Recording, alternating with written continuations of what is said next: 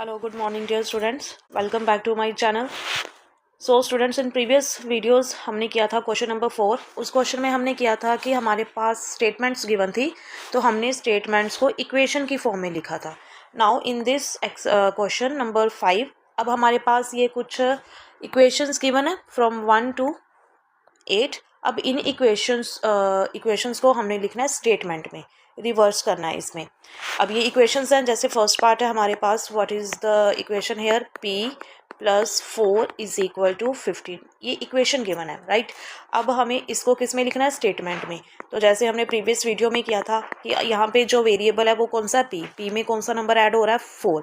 तो वो आपको रिजल्ट क्या दे रहा है, 15. तो स्टेटमेंट पे कैसे लिख सकते हैं हम, अ number p is added to number 4 gives you 15. ये क्या बन गई हमारी स्टेटमेंट कि कोई एक नंबर है, नंबर कौन सा हमारे पास यहाँ पे p, जिसपे हम क्या ऐड कर रहे हैं, p is added to another number that is 4. तो वो आपको रिजल्ट क्या दे रहा है, 15. तो दैट मीन्स कि ये वाली जो इक्वेशन गिवन थी इसको हमने स्टेटमेंट में इस वे में लिख देना है. इसी तरह से हमारा सेकंड पार्ट आता है, जैसे कि गिवन है हमें m-7 इज इक्वल टू 3. तो अब आप पहले ये देखो कि इसमें गिवन क्या है, m-7 इज इक्वल टू 3. तो इसका आंसर कैसे आएगा कि m में से 7 माइनस हो रहा है. जैसे मैंने आपको जब हमने स्टेटमेंट से इक्वेशन फॉर्म की थी तो क्या लिखा था, कैसे किया था हमने कि जो जिस नंबर को हम माइनस करते हैं उसको पहले लिखना होता है. तो इसमें से माइनस क्या हो रहा है, 7. तो आप इसको कैसे लिख सकते हो, a number 7 is subtracted from, किस में से माइनस हो रहा है, ये m में से. A number 7 is subtracted from m. तो क्या रिजल्ट दे रहा है आपको, 3. तो आप इसको किसी भी वर्ड में यूज़ कर सकते हो, कोई भी वर्ड ले सकते हो, अपने अकॉर्डिंग ईजी भी लिख सकते हो. A number 7 is subtracted from m is 3. अकेला इज भी लिख सकते हो, तो इज मीन्स इक्वल टू. तो दैट मीन्स कि अगर m में से 7 माइनस करोगे तो 3. A number 7 is subtracted from m is 3. और इसको आप कैसे लिख सकते हो, सिंपल दूसरा भी एक और मेथड है इसका. सिंपली लिख सकते हो कि m माइनस 7 इज 3. ये भी एक स्टेटमेंट है. तो आप दोनों में से कोई भी एक उठा सकते हो, जो भी आपको इजी लगती है. इसमें कोई भी हार्ड एंड फास्ट रूल नहीं है कि जो आपको कोई टीचर ने बता दिया या मैंने आपको ऑनलाइन क्लास में बता दिया आपको उसी को फॉलो करना है. बस ये कि उस सेंटेंस की एक सेंस होनी चाहिए कि उस सेंस से दोबारा से वो वाली इक्वेशन बननी चाहिए. Now third one is here, third equation जो गिवन है that is 2m is equal to 7. Now अब आप यहाँ पे देखो कि 2 जो है वो m के साथ क्या हो रहा है, 2m के साथ मल्टीप्लाई हो रहा है यहाँ पे. तो आप आपका इसका सोल्यूशन क्या लिख सकते हो, अ नंबर m, और आप लिख सकते हो, ऐसे भी लिख सकते हो, twice of m. Twice of m is 7. कि अगर आप m नंबर का ट्वाइस करते हो तो वो आपको रिजल्ट क्या देगा, 7. तो this is the equation statement form of equation 2m minus is equal to 7. Next आता है फोर्थ पार्ट. सेम यहाँ पे हमें क्या गिवन है, m/5 इज इक्वल टू 3. अब आप देखो इसके सोल्यूशन कैसे बना सकते हैं हम. यहाँ पे जो वेरिएबल m है वो किसके साथ डिवाइड हो रहा है, m डिवाइड कर रहा है 5 के साथ. तो उसके बाद आपको रिजल्ट क्या दे रहा है, 3. तो आप क्या लिख सकते हो, a number m divided by 5 gives you 3.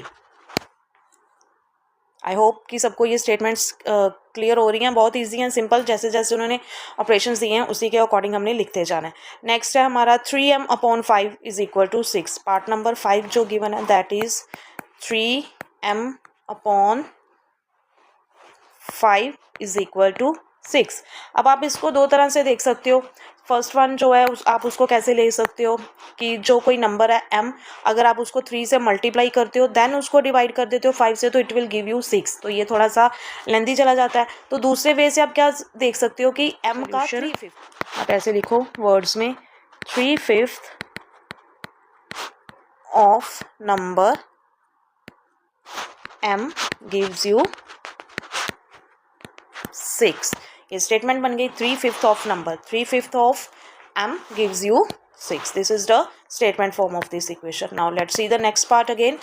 sixth part is 3p plus 4 is equal to 25.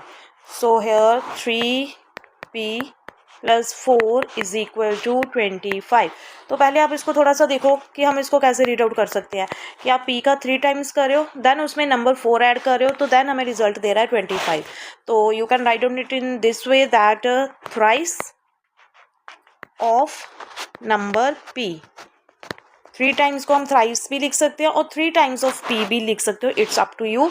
Thrice of number p added to, किस में ऐड करें हम, 4 में, added to 4 gives you 25. This is the statement form. thrice की जगह आप 3 times of p then add 4 gives you 25. आप इसको ऐसे भी लिख सकते हो. नेक्स्ट आता है हमारे पास 7th part. So what is the 7th part here? 4p minus 2 is equal to 18. 4p minus 2 is equal to 18. तो यहाँ पे क्या हो रहा है, सब्ट्रैक्शन हो रही है किसकी, 4 टाइम्स ऑफ p की. तो आप क्या लिख सकते हो, 2 is subtracted from 4 times of p gives 18. This is the statement form of this equation कि इफ यू सब्ट्रैक्ट 2 किस में से सब्ट्रैक्ट हो रहा है, 4p में से, तो वो आपको आंसर कितना देता है, 18. These all are the statement form of these given equations. Part is that p by 2 plus 2 gives you 8. तो how you can do that? Please try to give the answer in the comment box of this 8th part. In different way I am also doing for you. तो p किसके साथ divide हो रहा है, 2, then add 8. तो आप इसको कैसे लिख सकते हो, a number p is divided bye